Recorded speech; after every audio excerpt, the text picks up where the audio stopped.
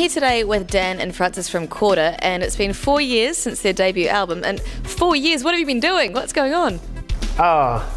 Surfing.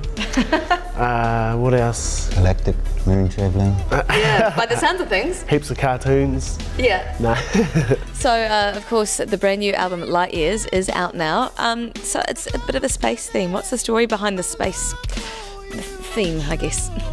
There's a bunch of stories, really. The galactic theme is just something that was really open, and it's a place where there is no limits. Yeah. The universe has no limits, and that's kind of what a reflection of all the songs within the album. We made no rules when we created the album or made the songs, so you know, it's a big place, the universe. So there's definitely a theme going through it. I heard that you've coined the term alien funk, kinda.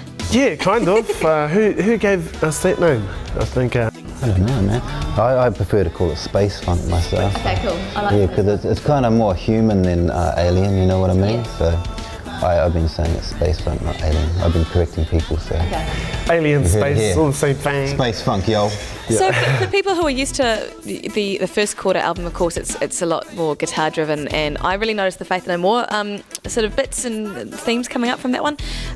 So for people who are used to that, how would you describe this sound? Because it's probably more synth driven, would you say? Yes. I'll tell you about this one. There you go, Daniel. You tell me about People say that, you know, like, especially, you know, a lot of guitarists and a lot of people that are into heavy music or heavy metal music, and I think we put it once that the guitars weren't heavy enough, really. That was it. Right. And that was the truth, really. And that's because the original recordings of a lot of the tracks were very heavily distorted guitar based, and took it back to the house, and we just changed it and morphed it and changed it into the sound which is more us as Kora as opposed to the first album. I think this time around we've this is probably where we wanted to be in the first place, but we didn't quite have the knowledge or didn't quite have the voice. Our voice wasn't strong enough yet, but now it is, and yeah, it's clearer to find our sound. And there's different kind of sounds between each song, or different styles in a little way, but it still sounds very uniquely Kora. Cool. So you sort of had, I guess, 4 years maybe to develop that sound, would you say?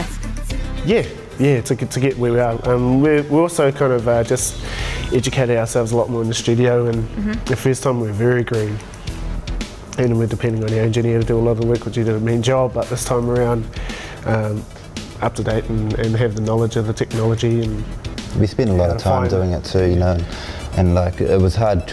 We worked hard on trying to get our feel and our personality across and really capture like Fran's vocals or the lyrics were really important, so we worked hard on trying to sort of get what we wanted to achieve in our sound. So we're pretty proud of that as far as, you know, getting the right sound across. Let's talk about then the live shows, because it's happening over summertime. When's it kicking off?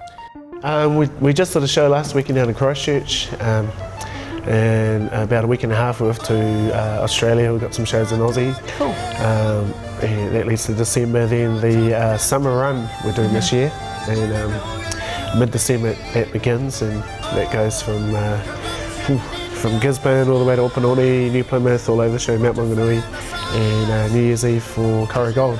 Oh, choice! Yes. That's where we will be at.